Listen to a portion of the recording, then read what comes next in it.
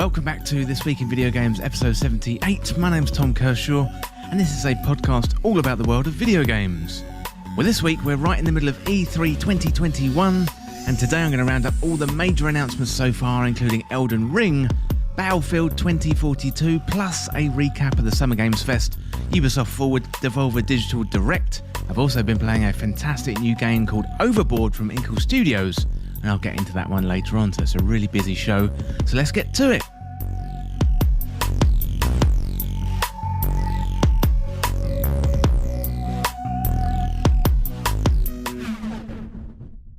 Welcome to the show, everyone. I hope you're well and having a good week. And I'm good this week, and it's the most wonderful time of the year. Yes, it's Video Game Christmas, and E3 2021 is on right now. So this year is the first year back for E3 since its cancellation in 2020 due to the pandemic, and the ESA are doing their best to put on a digital event with all the big players in the same place at the same time, announcing their games and their hardware. So we started off on Tuesday with the Playdate announcements. Wednesday was Battlefield 2042, and then Thursday kicked off the E3 season proper with Geoff Keighley's Summer Games Fest. Well, today I'm going to wrap up as much as I can from what we've seen so far, so bear in mind we do have the Xbox and Bethesda showcase today. We've got the Future Game Show and also the PC Game Show on Sunday, the 13th of June 2021, and that is the day that I'm recording this podcast. And then we've got the big one on Tuesday with Nintendo at 5 PM BST. I'm going to be back later on in the week, most likely on Wednesday, to round up everything after those shows. Well, before we get into the show today, I wanted to plug the podcast Patreon, and you can send in your questions and your stories for community questions by signing up to Patreon. So for as little as $2 a month, you can sign up and become a patron, and you get access to exclusive Discord rooms, send in questions and your comments to be read out on the This Week in Video Games podcast, and also access exclusive content and early access too. There's plenty of benefits over on Patreon, plus you get to support the show and help This Week in Video Games become a little bit more self-sufficient. Well, that is enough intro waffle from me, so let's get into what I've been playing this week. Well, apart from all the E3 excitement, I have been playing some games over the last few weeks. I'm still enjoying Mass Effect 1, although not ready to bring you my review of that game just yet. I've also been playing Ratchet & Clank Rift Apart, but given it only came out on Friday, I'm only a few hours in. I have to say, it is probably the best game I've played so far in 2021, but I'm going to bring you my full review on that on the next episode in 2 weeks' time. Well, Inkle dropped a new game out of the blue in the last few weeks called Overboard, and I'm really excited to bring you my review of that game later on in the show. It is a text-based reverse murder mystery where you have to pin the murder of your husband onto someone else after you start off the game throwing him overboard for being such a bore. It's really, really great fun, and can't wait to tell you all about that game. Well, first up in the show, let's check out everything we know so far about one of the most hyped games out there, and that is Elden Ring.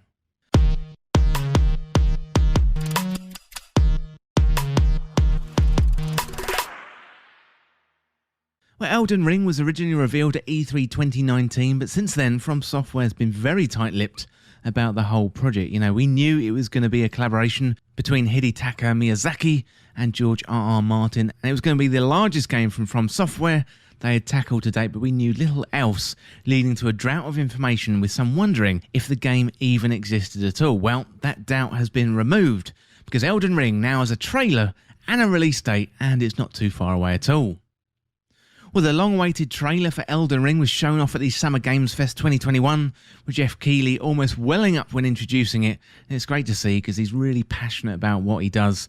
And also, this is likely to be one of the biggest trailers of the season, so he was visibly chuffed at getting to announce it. So Bandai Namco is publishing the game, and they do have a presentation of their own during E3 2021, so we could see even more details, so watch this space about that one. And I will let you know if we hear anything else, but Bandai Namco did release some more details post-trailer, and here are a few things that we learned about Elden Ring. Well, this is apparently From Software's biggest game to date, perhaps highlighted with the horses, which is something new to From Software games. In other games, we've always walked around on foot. However, this time we've got a horse, and it looks like we can fight on horseback as well as jump super far in the sky. That was one of the most memorable moments for me in the trailer, seeing that horse leap vertically at speed on a jumping pad. And given we have got horses, it feels like the land we traverse could be really big indeed, something on the scale of The Witcher 3 or The Ghost of Tsushima.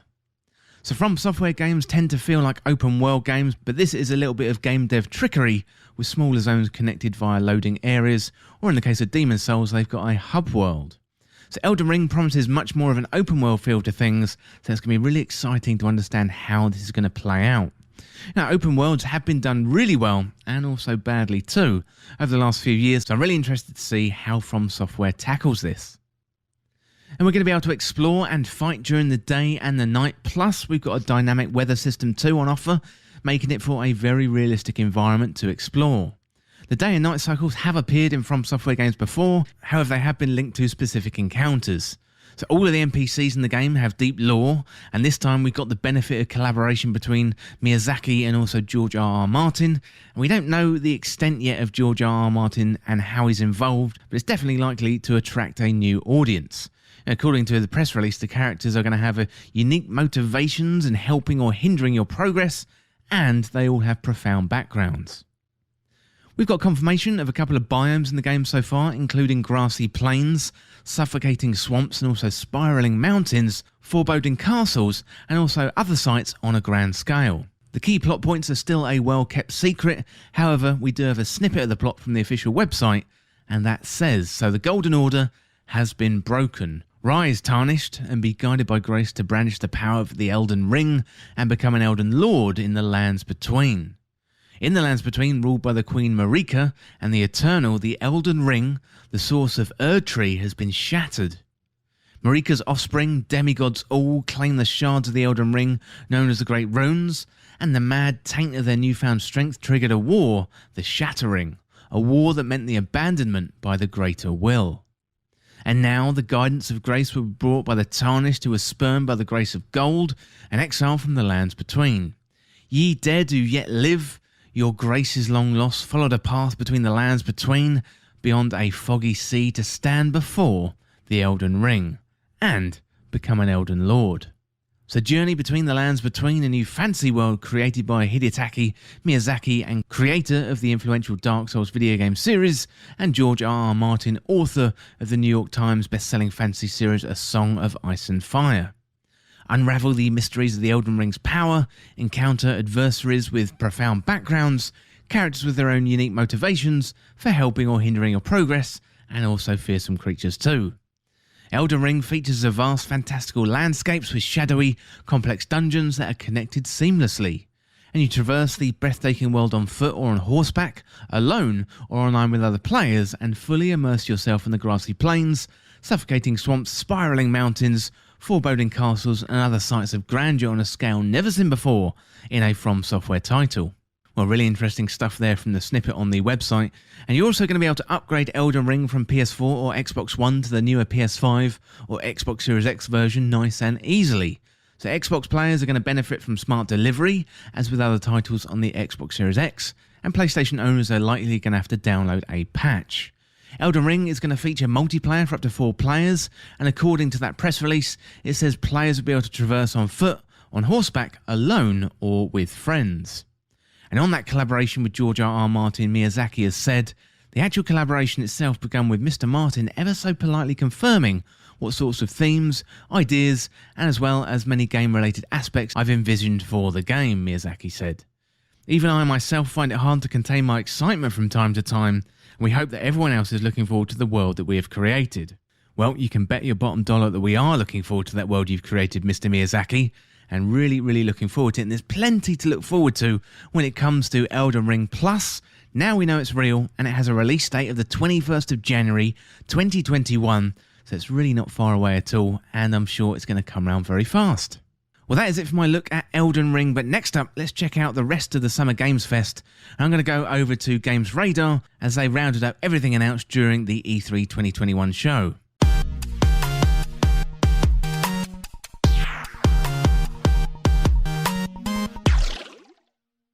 So kicking off E3 2021 in style, Jeff Keighley's Summer Games Fest has delighted us with a whole bunch of new announcements and reveals, ranging from the long-awaited Elden Ring to updates on Call of Duty Warzone Season 4. Well, let's get into all of the announcements, and first up we've got Tiny Tina's Wonderlands. So Borderlands is going high fantasy with a standalone spin-off called Tiny Tina's Wonderlands. Cue magic, dragons and a whole load of Tiny Tina sass. You're actually on a journey to defeat a Dragon Lord with all your companions, and you might be able to play the game. And you're going to be able to play the game in early 2022. Well, next up we had Metal Slug Tactics. So Metal Slug Tactics, it's the second game to take the spotlight, and you're going to see Marco, Eri, Theo and Tama reunited as they lead the Peregrine Falcon squad. And this is an isometric turn-based title with a seriously retro feel, taking inspiration from the original Metal Slug title. And the game seems to mix animated narrative sections with pixel art gameplay, and no word on a release date yet for this one. Well, next up we had the Death Stranding Director's Cut. Although the actual trailer for the game felt like it was teasing a Metal Gear Solid DLC with all the box banter, the real reveal for Death Stranding Director's Cut was it was coming to PS5 at some point in the future. And all we have so far in terms of a date is simple, but it was definitely a never-before-seen area of the game, so perhaps expect deleted scenes and additional content for the PS5 release. Well, next up we have Jurassic World Evolution 2, so Frontier's excellent dinosaur theme park simulator is back, and Jeff Goldblum stated that the game will be deeper and more expansive than the original game, including deep water biomes that were not previously seen before. So prepare yourself to continue trying to control some of the most dangerous and hella extinct creatures, and it's arriving sometime later this year, so this shouldn't be too long to wait. Well, next up, really exciting one, and it's Lost Ark. So a surprise for the games industry is that Lost Ark, a Diablo-esque MMO, is coming to the West, launching in the fall of 2021. It's been playable in Korea and Japan for years before launching in Russia, but now Amazon is helping it branch out to America and Europe.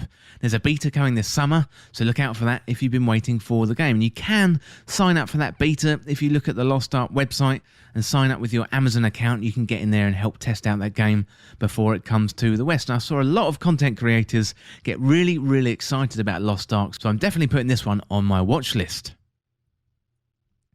Well, next up we have Call of Duty Warzone Season 4, so we got a new trailer for the next season of Call of Duty Warzone and Black Ops Cold War, with a new operator appearing in a brief cinematic before all hell breaks loose. So players of Treyarch Shooter are going to be delighted to see fan favourite map Hijacked is back, while Warzone players also got a glimpse of some of the new things that are headed to Verdansk this season.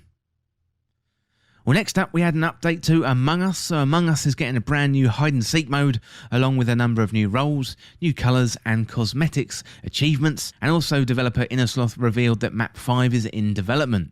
It all continues to be super exciting for the indie breakout hit. Well, next up we had Salt and Sacrifice. So Shiro Yoshida, head of PlayStation Indies, made a surprise appearance to reveal a sequel to the Souls-like Salt and Sanctuary, called Salt and Sacrifice. It's going to arrive in 2022. It's currently confirmed for PS5 and PS4. It's another dark, slightly terrifying 2D action platformer, but this time around the co-op functionality we brought more to the fore, including offering online multiplayer. Next up we had a new trailer for Solar Ash. This is one of my most anticipated games for 2021. So the beautiful Solar Ash from Heart Machine, the developer behind Hyperlight Drifter, got a brand new trailer at Summer Games Fest and also reaffirmed its 2021 release date. It also showed us more of the game's gorgeous neon-infused art style and a better look at how combat will work, featuring a flying, laser-breathing monster. Next up we had a tease for Valorant, so Riot offered the very briefest of glimpses at Valorant's next agent, which will most likely arrive at the launch of the next shooter's upcoming third episode. There's almost nothing to glean from the reveal at this point. It's a cybernetic-looking helmet and some armour. This could be interesting to see how the new arrival fits into the game's pre-existing roster. Continuing the shooting theme, we had an update from Escape from Tarkov. So Battlestate Games revealed a trailer from the Escape from Tarkov showcasing a brand new map called Streets of Tarkov, and it's an urban map lined with narrow streets and tall buildings, and the new map poses a fairly significant shift in gameplay strategy, as most maps available in the closed area beta are set in rural or industrial environments with less cover. Well, next up we have 2 Point Campus. So from the makers of 2 Point Hospital comes a brand new game in the same world, 2 Point Campus. So as the title suggests, this one will have you creating and managing a college campus, and it's going to include various lecture halls and what looks to be the game's take on Quidditch, without the broomsticks of course. And what's more, it's arriving next year. Next up we have a crossover with Stranger Things and Smite. So free-to-play MMO Smite from Hi-Rez Studios is getting a Stranger Things crossover for its Battle Pass on July the 13th. So the Haunting, Demogorgon and the Mind Flayer are going to join the game to rage chaos, so will Eleven and Hopper. And they're going to be bringing some unique abilities to Smite, and each with 2 costumes available. And there's also a new Upside Down area that's going to be available to really immerse the Netflix series world. Well, next up we have Painkiller. So Saber Interactive is working on a new game based on Painkiller. So if you're not sure what Painkiller is, that is understandable. The original release was by People Can Fly in 2004, but despite a cult following, it's been long left to time. The original is a first-person shooter meets horror game, and it's known for dealing with a lot of monsters at once, so a good project for the team who dealt with hordes of zombies in 2019's World War Z.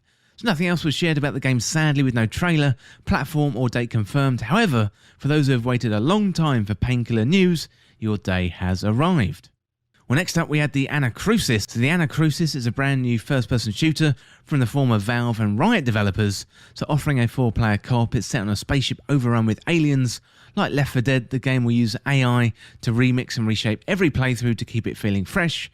And it arrives on PC, Xbox Series X, Xbox One and Xbox Game Pass this fall, complete with full cross-play support. So the Fast and Furious cars are returning to Rocket League, so from June the 17th, you can be able to get your hands on Fast and Furious 3 car bundle with Rocket League. So with 3 different Fast and Furious cars, you can be able to drive the Nissan Skyline, Dodge Charger and the new Pontiac Fiero. Complete with a variety of different decals, each vehicle can be bought separately if you're just after one in particular set of wheels. And also, a tournament is being held to celebrate the return of the high-speed franchise's Rocket League from June the 19th. Well, next up we had Blood Hunt, so vampires meet Fortnite in Blood Hunt, a brand new battle royale game set in the Vampire the Masquerade universe. So a slew of different vampire types slug out on the rooftops to be crowned winner, human dinner. Next up we had House of Ashes, so the third entry in the Dark Pictures anthology got a new trailer at Summer Games Fest. It definitely showed off its Descent inspirations. So we already knew the game was en route, but now we know that the release date is set for October the 22nd. Well, next up we got Tales of Arise, so we got a closer look at the next game from the beloved Tales series, which is set to release on PS4, PS5, Xbox One, Xbox Series X and PC via Steam on September the 10th, 2021. And the trailer gave us a closer look at the JRPG's roster of characters and the abilities they're going to be bringing to bear during combat. Well, next we got Sky, the Little Prince season. So Sky is headed to Nintendo Switch on June the 29th and will be followed by the adorable Le Petit Prince season shortly after on July the 6th. Then we got Planet of Lana, so channeling series Limbo Cross Ori vibes. Planet of Lana is an upcoming game that features a little cat, soot sprite creature on a side-scrolling hand-drawn adventure. Originally announced in 2019, you can now wishlist the game on Steam ahead of its launch on PC, Xbox Series X and Xbox One sometime in 2022. Then we had an update from Overwatch 2, so although we got no new info about Overwatch 2, we did get a glimpse of a pair of new skins for heroes, Baptiste and Sombra, so both are sporting their new looks, which all existing characters are expected to get. Then we had a new trailer for Monster Hunter Stories 2, Wings of Ruin. So Capcom provided a new look at Monster Hunter Stories 2, and unlike the mainline Monster Hunter games, there is a strong focus on the story and a lighter, more cartoony art style to the whole world. And it is still undeniably Monster Hunter though. Rathalos, Nergigante and the whole host of other dragon-like monsters was shown flying around causing havoc, and it is all quite dramatic. There was also a look at an amiibo which was coming with the game. There's all 3 in the form of Ina, Tuscano and Razewing Rathalos. Next up we had Endless Dungeon, so coming from Amplitude and Sega, Endless Dungeon now got a new gameplay trailer showing during the showcase. And it's a roguelike that sees you trapped on a mysterious space station, and in order to escape you need to recruit other heroes and protect your crystal against the never-ending monster onslaught. Next up we had a Nier skin showed off for Fall Guys. So Fall Guys is no stranger to weird and off-kilter skins. Just recently it's seen Tron of all franchises added to the game, but Mediatonic's latest might be the strangest yet. So in a short trailer it was announced that soon players would be able to take the ultimate knockout dressed as 2B from Nier Automata, and for those who'd like to sport the protagonist of Yoko Taro's in the most unlikeliest of settings, that skin is going to be available on June the 18th.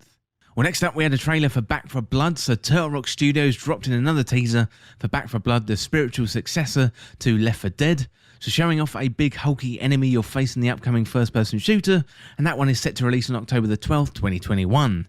And we've been steadily seeing more and more of the game ahead of its release.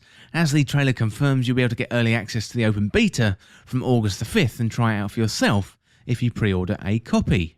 Well, next up we had Tribes of Midgard. The Norsefell Games and Gearbox got a brand new trailer and a release date of July the 27th at Summer Games Fest. It's a survival RPG that's launching on PC, PS4 and PS5, with your tribe starting from scratch, needing to hunt to earn better gear and protection, especially from things that like stalking the night. Well, next up we had The Evil Dead, so arriving from Saber Interactive, The Evil Dead the game. It's another 4-player co-op game that was originally announced at the end of last year.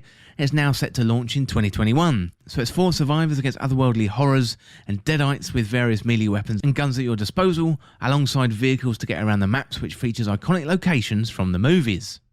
And finally, we had the announcement from Elden Ring, although we've gone into that one already. So the Elden Ring announcement, I would say, probably saved the show. I think overall, it was probably a 6 out of 10. I think for me, there are a couple of things that jumped out there. Lost Ark looks really, really interesting. That is the first time it's coming to the West. The Planet of Lana, that looked really, really interesting, especially the way Jeff Keighley said it during the show. So there's a few things there. But I do think Elden Ring was the blockbuster announcement, and you could see Jeff Keighley nearly crying when he announced it. And I really thought that was a beautiful moment. Well, that is my roundup of Summer Game Fest 2021 to kick off E3. But if you're enjoying This Week in Video Games content, then check out patreon.com/This Week in Video Games for benefits like joining in the community discussions on podcasts, early access and exclusive content voting, and also YouTube and podcast shoutouts. There's also a merch store which includes t-shirts, hoodies, and all kinds of other This Week in Video Games stuff.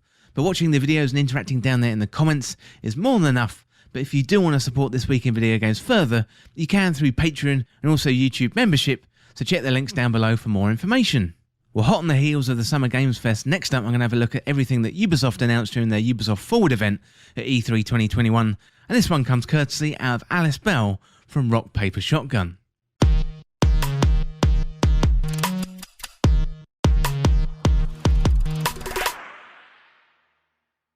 So E3 2021 continues apace, and yesterday we saw the Ubisoft own stream, Ubisoft Forward, featuring the new Rainbow Six game, a deeper look at Far Cry 6, and a peek at Ubisoft's Avatar game, a thing that exists now. So first of all, we had Watch Dogs Legion, a new Bloodlines DLC. So return to London as the original hacker protagonist Aiden Pierce in order to steal some kind of robot MacGuffin. But uh-oh, my personal favourite catface emoji boy Wrench has it. Now Aiden's nephew is being tortured and held hostage. What to do? Well, if you're into Watch Dogs Legion, there is a new DLC coming, so be excited for that. Well, next up we had Rainbow Six Extraction, so a new trailer and a release date. I felt like at some point I stopped looking at Rainbow Six and now suddenly it's all about aliens. So Extraction is a standalone 1 to 3 player co-op jaunt featuring some classic Siege operatives, but the twist is this time they're all working together against some gooey black alien mutant thing. And as well as the gameplay trailer, there was also a fun little cinematic trailer with some authentic squad banter.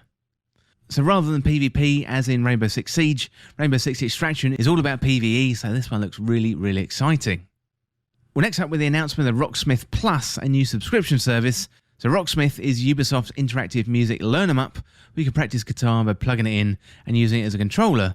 And now it's getting a subscription service that lets you use your phone as a microphone, allowing acoustic and electric guitar players alike to get involved. And it's going to have a bunch of licensed songs ready to go across a load of genres, and they were careful to note all sorts of metal subgenres, plus other improved features too. Well, next up we had Riders Republic, so a new trailer, release date and gameplay. So Riders Republic is a game for all sports in which you may be described to ride. So biking, snowboarding, skiing and windsuits and paragliding.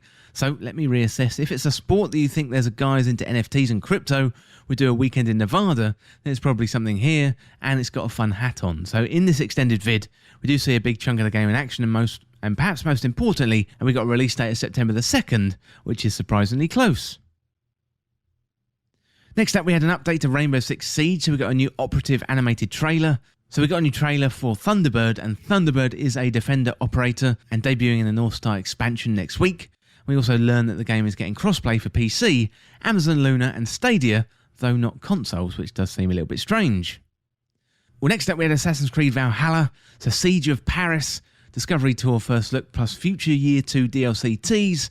So Valhalla's Discovery Tour mode is going to be a bit different, allowing you to perform chores of an ordinary sad peasant's life rather than a mighty Viking raider. Can't wait to hammer a few logs. So there was also a wee sneak peek of the upcoming Siege of Paris DLC and a tease for a whole second year of updates and a yet unannounced expansion.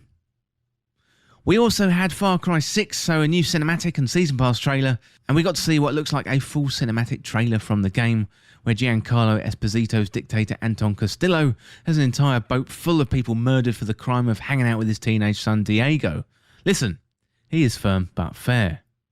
There was also a tease for the Season Pass for Far Cry 6, which includes at least 3 bits of DLC, and you get to play as Far Cry's Ghosts of Dickhead's Past, previous baddies from Vas Montenegro, Pagan Min and Joseph Seed, running around in their own minds, so welcome to my dark twisted nightmare. You also get the Blood Dragon spin-off free as well. And finally we had the big one, so Avatar Frontiers of Pandora. This was a new game reveal.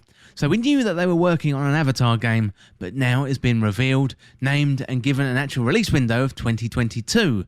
I suppose I'm going to have to believe my own eyes. So it's first-person action adventure, we get to play as the Na'vi. Well, that is it for a roundup for the Ubisoft Forward event, and nothing really jumped out at me there. I'm not really sure that people want an Avatar game, given it is 12 years since that first movie came out. I know we're expecting a new Avatar movie sometime soon, but I do think we've been expecting that since about 2015. So James Cameron, come on, get your boots on and get moving. I think probably the thing that excited me the most was the Rainbow Six Extraction, formerly named Rainbow Six Quarantine, although for obvious reasons we can't name a game that now. But yeah, Rainbow Six Extraction looked really, really good. I really like the idea of a PvE game where you team up with your mates. Looks really, really fun. Otherwise, I would say a pretty tepid showing from Ubisoft this year. It will be interesting to see what happens with Far Cry 6. Never really been into the Far Cry series myself, but maybe, just maybe, this will be the first one that I jump into. Well, that is it for the Ubisoft Forward Roundup from E3 2021, but next up, let's check out Battlefield 2042. Well, the next Battlefield game has been revealed this week to kick off E3 2021, and so far, we've only seen a trailer. We do have gameplay coming today, hopefully as part of the Xbox Showcase. So Battlefield 2042 is going to be set in the near future, plus we've got a climate and refugee crisis to deal with, and Battlefield is ditching their single-player campaign to focus on multiplayer, and we've got to look forward to the 64 versus 64 battles on PC, PS5 and Xbox Series S and X.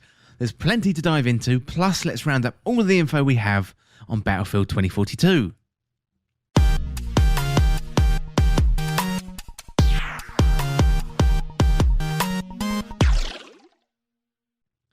So Battlefield 2042 may be ditching the single-player campaign, but it looks like they're going to be weaving story elements into each of the character classes.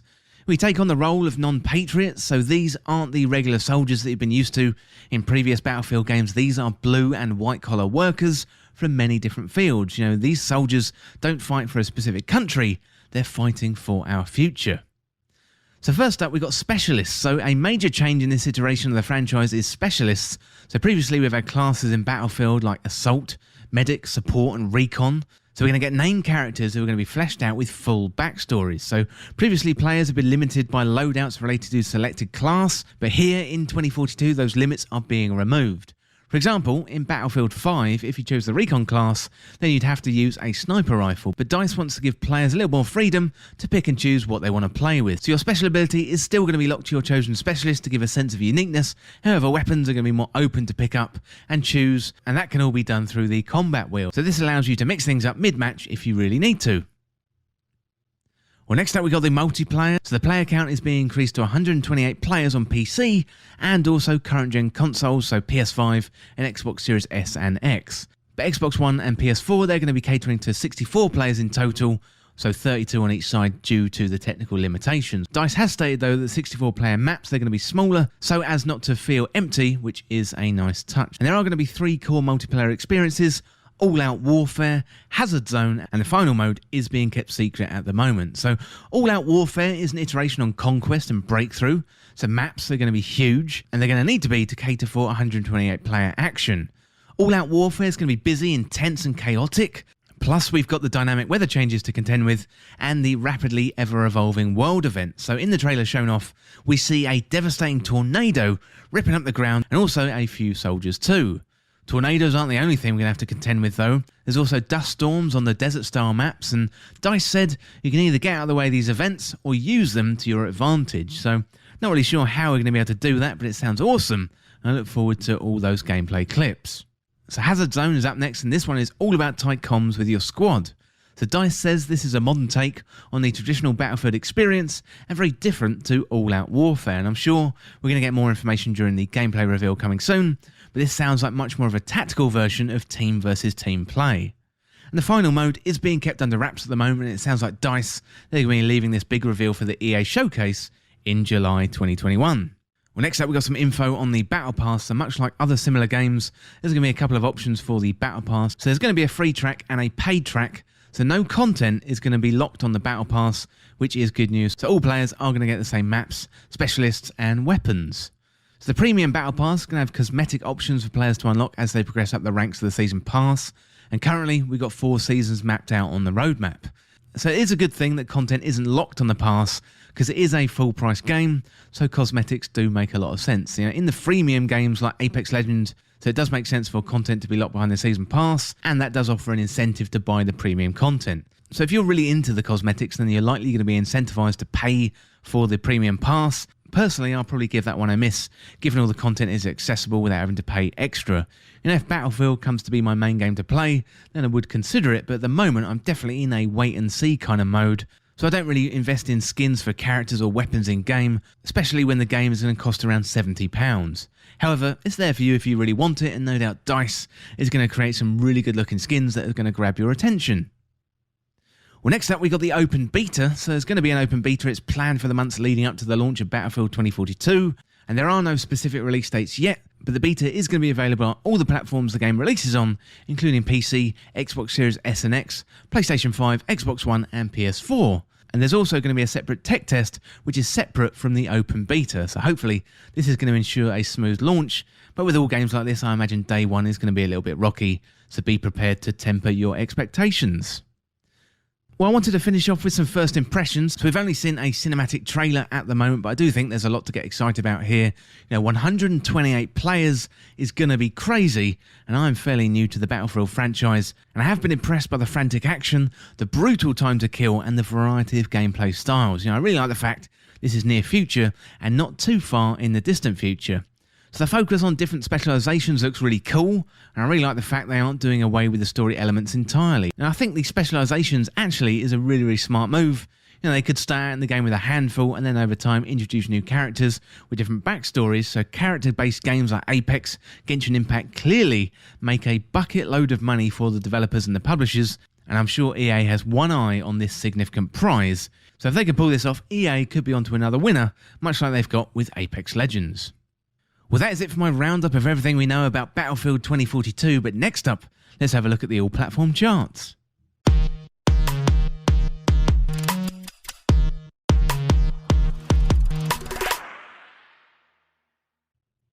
So at 10 this week, it's Super Mario 3D World and Bowser's Fury, that's staying steady there at number 10. At number 9 this week, it's Miitopia, staying steady at number 9. At number 8 this week, it's The Last of Us Part 2, down 6 places from last week's number 3. And number 7 this week, up 4 places from last week's number 11, it's Minecraft. And number 6 this week, down 1 place from last week's number 5, it's Assassin's Creed Valhalla. And at 5 this week, down 1 place from last week's number 4, it's Resident Evil Village. At 4 this week, down 3 places from last week's number 1, it's Marvel Spider-Man Miles Morales. And number 3 this week, it's Mario Kart 8 Deluxe, up 4 places from last week's number 7. And number 2 this week, up 4 places from last week's number 6, is Animal Crossing New Horizons. And number 1 this week, and going back to the number 1 spot this week, it's FIFA 21, up 7 places from last week's number 8. Well, that is it for the charts this week, but next up, let's have a look at everything shown in the Devolver Digital's E3 show that was last night. This one comes courtesy of Wesley Ian Paul out of Eurogamer.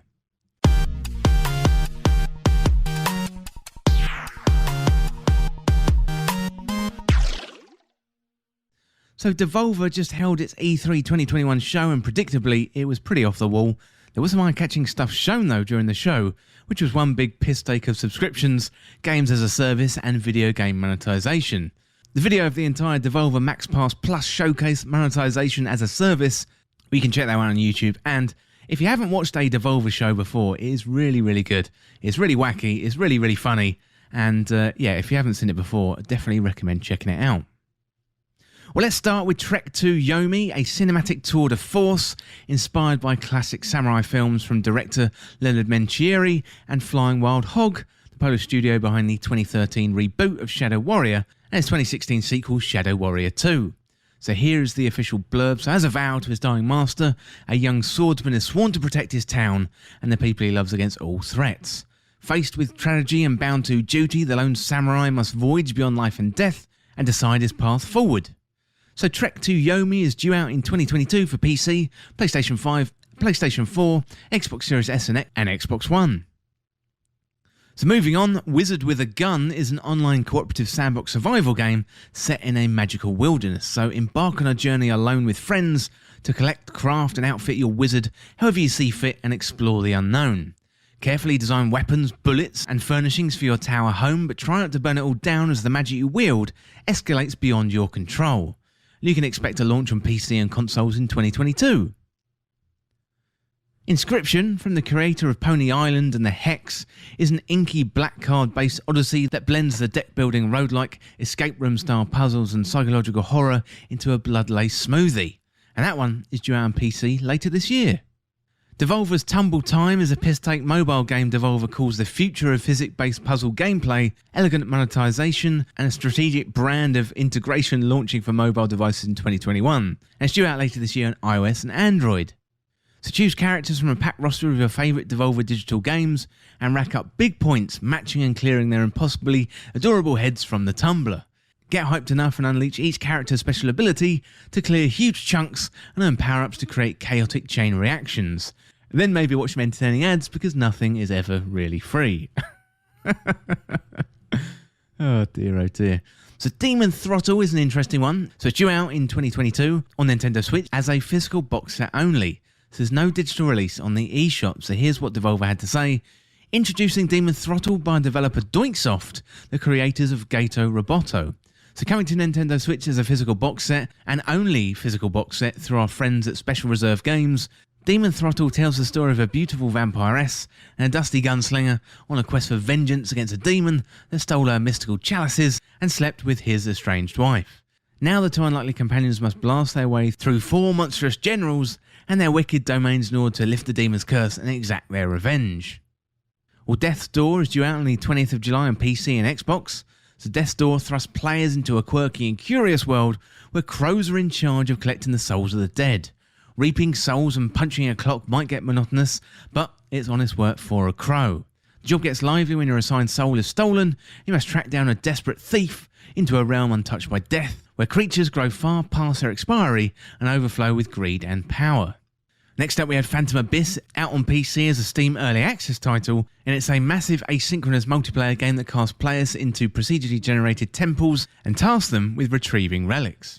So intrepid adventurers will dodge scores of hidden traps, leap treacherous chasms, and flee relentless guardians through branching paths until one of the relics are claimed or the devices of death overwhelm them. So be warned, you only get one attempt at each temple, and failure or setting for a lesser relic means you'll never see that temple again. And finally, Devolver showed off a new trailer for Shadow Warrior 3, due out on PC, PlayStation 4 and Xbox later this year. So it was a typical wacky and wonderful showcase from Devolver Digital, and I definitely recommend going over to YouTube and checking out the whole thing. Well, that is it for my roundup of Devolver Digital at E3 2021. But next up, we've got a new game, and this one is from Inkle Studios, and it is Overboard.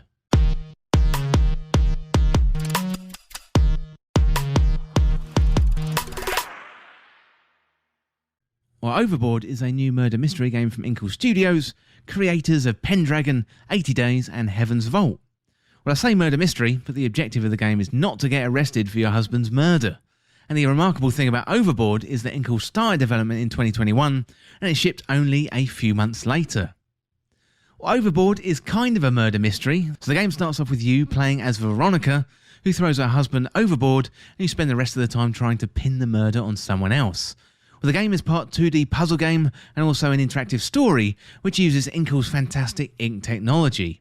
There's a whole load of narrative choice in the game, plus the writing is sharp as a knife and very funny, which is definitely a tricky thing to pull off.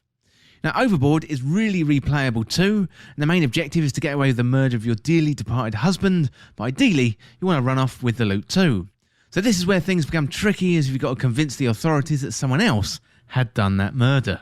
Well, there's plenty of NPCs to chat about on board, which also means plenty of people to pin the murder on too. So we've got Lady H, a fancy old widow who likes to drink. And there's also Major Singh, and he likes to take charge. You've got the captain, who's a massive flirt. So all the NPCs have their own schedule and walk about on the ship. So it's all about coordinating who is here, perhaps slipping in some sleeping pills there, and manipulating a character to help cover up the dirty deed.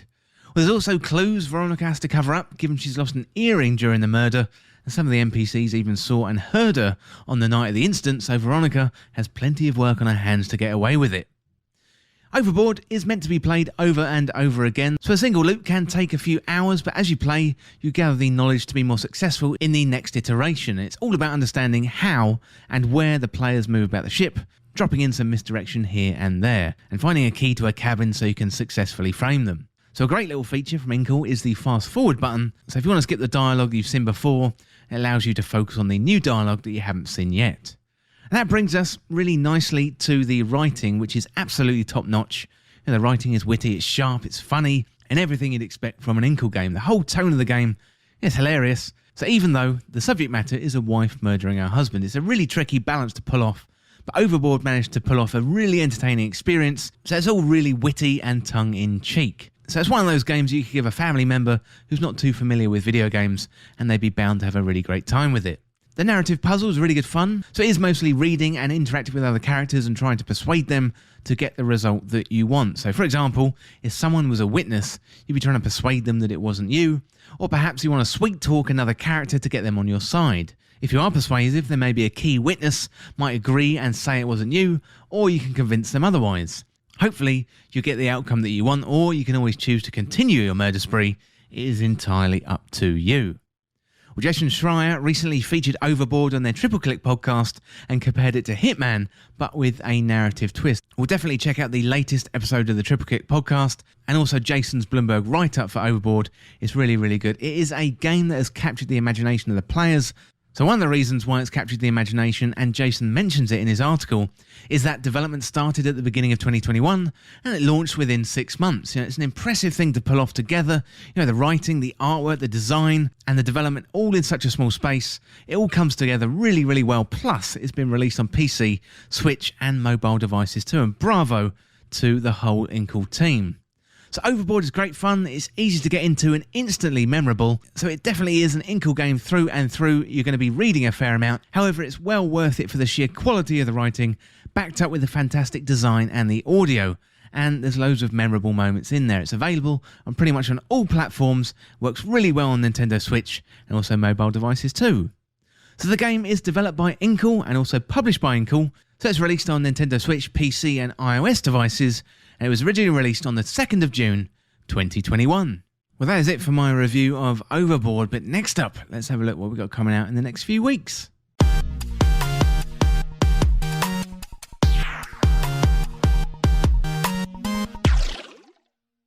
So on June the 22nd, we've got a few games. We've got Dark Alliance, that's coming out on the PS5, Xbox Series S and X, PS4, Xbox One and PC. And then we've got Ender Lilies, Quietus of the Nights, that's coming out on Switch and PC. Also on the 22nd, we've got Lego Builder's Journey. That's coming out on Switch and PC. And we've got Olympic Games Tokyo 2020, the official video game, going to PS4, Xbox One, Switch, Stadia and PC. Then on the 24th, we've got another couple of games. So Alex Kidd in Miracle World DX. That is definitely a nostalgic one. That one's coming on PS5, PlayStation 4, Xbox One, Switch and PC. We've got Legend of Mana coming on PS4, Switch and PC. We've also got Roguebook coming out on PC. We've got the Eternal Castle Remastered coming to PS5, PlayStation 4, and those are all on June the 24th. Then on the 25th of June, we've got Mario Golf Super Rush, that's coming out on Nintendo Switch. We've got Scarlet Nexus coming out on PS5, Xbox Series S and X, PS4, Xbox One and PC. And finally, Tony Hawk's Pro Skater 1 and 2, that is coming to Nintendo Switch. Quite a few interesting ones in there. Scarlet Nexus looks really good. Mario Golf definitely looks really good too, so I will be looking forward to those. And also, a bit of nostalgia with Alex Kidd in Miracle World, and also Tony Hawk's Pro Skater 1 and 2. Well, that's going to be really good on Nintendo Switch. Well, that is it for this week's episode, and I hope you're enjoying E3. But if you want to get involved in the show, get in contact through Patreon at patreon.com/thisweekinvideogames, or check out the latest on the website. Send in your questions, your comments to your video game stories, and I'm always interested in hearing from you. Well, as always, thank you so much for watching or listening.